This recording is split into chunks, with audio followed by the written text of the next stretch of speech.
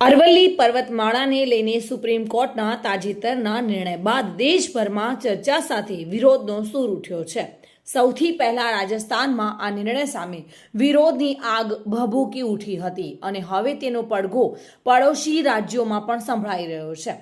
ખાસ કરીને ગુજરાતમાં જે અરવલ્લી પર્વતો પર્યાવરણ અને પાણી માટે જીવન રેખા સમાન છે, ત્યાં પર્યાવરણ પ્રેમીમાં ભારે રોષ જોવા મળી રહ્યો છે। ઉત્તર ગુજરાતના અરવલ્લી, સાબરકાંઠા બાદ હવે બનાસકાંઠા જિલ્લામાં પણ લોકો રસ્તા પર ઉતર્યા છે। સુપ્રીમ કોર્ટ દ્વારા અરવલ્લી પર્વતોને લઈને અપાયેલા 100 મીટરની વ્યાખ્યા બાદ રાજસ્થાનમાં વ્યાપક વિરોધ શરૂ થયો હતો। આ વિરોધ હવે ગુજરાત સુધી પહોંચ્યો છે।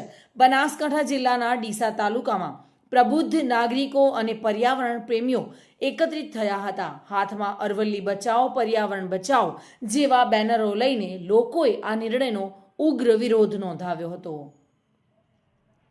વિરોધકારોએ આક્ષેપ કર્યા હતા કે આ નિર્ણયથી અરવલ્લીના મોટા વિસ્તારો કાયદાકીય સંરક્ષણથી બહાર જશે, જેનાથી ખાણકામને છૂટ મળશે અને પર્યાવરણને ગંભીર નુકસાન થશે। પ્રદર્શનકારોએ ગંભીર આરોપ લગાવ્યા કે સરકાર દ્વારા પસંદગીના વર્ગો અને અદાણી અંબાણી જેવી મોટી કંપનીઓને ભવિષ્યમાં ફાયદો થાય તે માટે આવા નિર્ણયો લેવામાં આવી રહ્યા છે।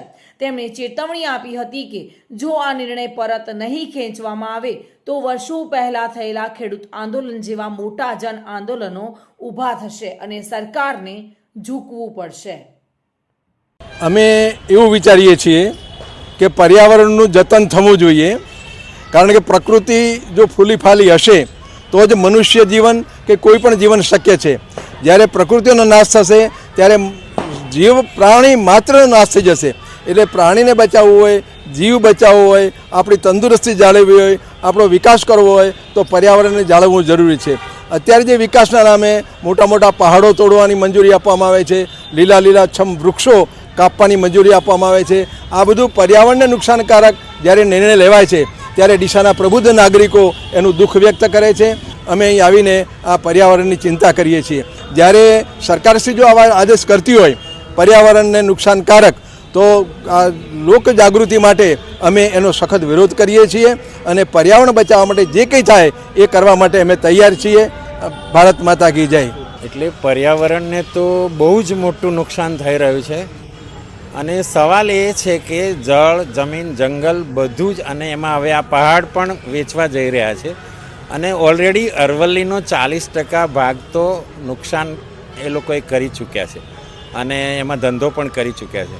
હવે માત્ર 60% જે બચ્યું છે એના ઉપર પણ એમનો આ ધંધાનો ડોળો, ખાસ કરીને અદાણી અંબાણી એમના જે ખાસ 2 ઉદ્યોગપતિઓ છે, એને જાણે કે આખો દેશની આ તમામ જે જાહેર વસ્તુઓ છે એને વેચવા જઈ રહ્યા છે અને જે નિર્ણય આવ્યો છે એમાં તો માત્ર માઉન્ટ જ બચે, જે પ્રકારના ઊંચાઈની વાત કરે છે, અને બાકીનું જે ખનન કરી નાખવાના છે એ લોકો।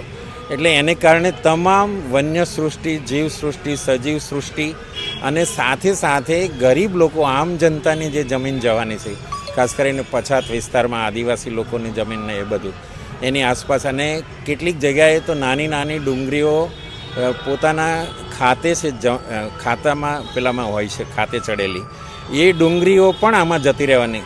એટલે આ માત્ર અરવલ્લીનો સવાલ નથી, અરવલ્લીથી શરૂઆત થઈ છે અને આખા દેશમાં જે કોઈ જગ્યાએ આવા પહાડી વિસ્તાર છે એને આ લોકો વેચવા જઈ રહ્યા છે, જે બિલકુલ યોગ્ય નથી। બીજી તરફ થારનું રણ પણ આ જે પર્વતો છે તે રોકી રહ્યા છે। યસ થારનું રણ છે તે પણ આગળ વધશે, મોટું નુકસાન કેટલું?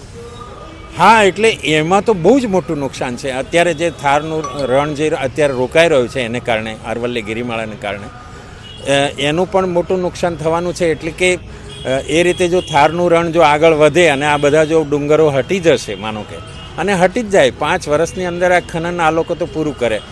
સામાન્ય રીતે આપણે જાણીએ છીએ કે કોઈ નદીમાંથી એક રેતી લે છે, કોઈ એક ટ્રેક્ટર ભરીને, ટ્રોલી લઈને, તો એને જેલમાં પૂરે છે।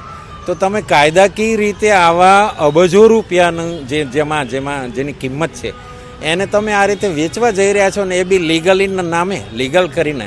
એટલે જે, અને આમે સુપ્રીમ કોર્ટનું જે વર્ડિક આવ્યું છે એનો બી અર્થઘટન, ઇન્ટરપ્રિટેશનના ઘણા પ્રશ્નો છે। એટલે આ લોકો મનમાં આવે એવા અર્થો કરે છે, એને કારણે પણ આ થયું છે। પણ એટલું છે કે સુપ્રીમ કોર્ટે લીલી ઝંડી તો આપી દીધી છે, એટલે એનો આ બેનિફિટ લઈને ગેરલાભ શું ઉઠાવશે. લાગે છે આ નિર્ણય પાછો લેવો જોઈએ પર્યાવરણની જાળવણી માટે? ચોક્કસ લેવો જોઈએ અને લેવાશે.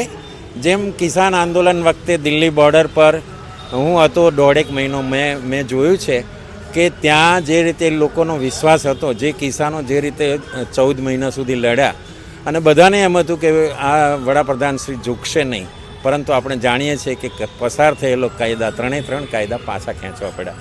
જો લોકો મક્કમ થઈને લડત આપે, હરિયાણા, રાજસ્થાન અને ગુજરાત એ 3 રાજ્યો જો એક થઈને લડત આપે તો ચોક્કસ આ અટકી જશે એમ હું માનું છું. રાજસ્થાન તો આખું સળગી ચૂક્યું છે, આપણે જોઈ રહ્યા છીએ કે ત્યાં જોરદાર આંદોલન ચાલી રહ્યું છે. પણ હજુ ગુજરાતમાં જે અવાજ ઉઠવો જોઈએ એ રીતે નથી ઉઠ્યો. માત્ર કોઈ રાજકીય પક્ષો લે એમ નહીં, પણ આ એક આમ જનતાનો સવાલ છે. આમ જનતા જે રીતે પર્યાવરણનો ભોગ બનવાની છે કે બની રહી છે અત્યારે ઓલરેડી. તમે જાણો છો કે દિલ્હી પછી પ્રદૂષણની દ્રષ્ટિએ અમદાવાદ 2nd નંબર પર છે ગુજરાતમાં. તો એ શું બતાવે છે કે આટલું નુકસાન તો આપણે કરી ચૂક્યા છીએ ને એમાંય આટલી આ જંગલ કે આ વન્ય સૃષ્ટિનો આપણે હનન કરી નાખીશું, નાશ કરી નાખીશું, તો પછી લોકો માટે શું બચશે? આ ગ્લોબલ વોર્મિંગ એમનેમ નથી થઈ રહ્યું. ગ્લોબલ વોર્મિંગની પાછળ ઉદ્યોગપતિઓના જે કંઈ ધંધાના જે બેનિફિટ છે, જે યોજનાઓ છે, જે પ્રોજેક્ટ લાવી રહ્યા છે, જેમાં સરકારની મિલીભગત છે, એને કારણે જ આ થઈ રહ્યું છે. તો એ ના જ થવું જોઈએ અને પ્રબુદ્ધ નાગરિકોએ જ નહીં, માત્ર આમ જનતાએ પણ આગળ આવવું જોઈએ. અરવલ્લી માત્ર પર્વતમાળા નથી, પરંતુ ઉત્તર ભારતનું પર્યાવરણીય રક્ષણ કવચ છે. રાજસ્થાન બાદ હવે ગુજરાતના બનાસકાંઠામાં શરૂ થયેલો વિરોધ આવનારા દિવસોમાં વધુ ઉગ્ર બનશે કે કેમ તે જોવું મહત્વપૂર્ણ રહેશે. ત્યારે હાલ તો એક વાત સ્પષ્ટ છે કે અરવલ્લીને લઈને લેવાયેલો આ નિર્ણય હવે માત્ર કાનૂની મુદ્દો નથી રહ્યો, પરંતુ જન આંદોલનનું સ્વરૂપ ધારણ કરી રહ્યો છે. ચિરાગ શ્રીમાળી સાથે bureau report, today Gujarati news.